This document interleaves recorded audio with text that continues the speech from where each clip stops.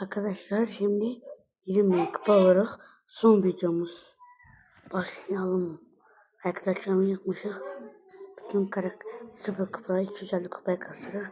Şimdi bu son maçımız 20 için 145 güne göre çok 145 güne çok geçen hesap koşmuşum. Şahsen bana göre inanın başlayalım.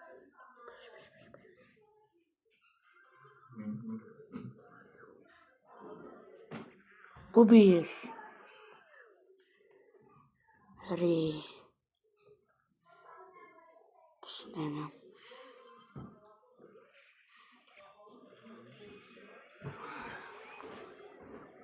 Bas.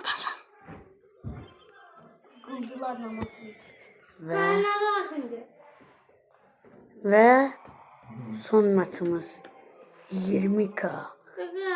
İçerinden sonra sağ ol. 20k girmiş. Yeni dünyamız 20 kankama at. 500 kişi. Evet arkadaşlar bugün bu kadar. Yine bu tamamen kastarak bunlar. Ben 0 kupa ve 300 kupaya kastım. Mesela yeni bir evvelleri. Sen bakın. Mağazaydı. Sen 13'lerle kasmıştık. Yine bunu kasmıştım. Ben evvel kasmıştım. Şimdi farklı karakter kasar, yine küçük kasar. Ondan sonra bir kasa 21 kalacaksa işte kupamız olacak. Yalnız çok uşaklar boş değil. 45 bin kupada pis değil. Sonra 3 birleşik var.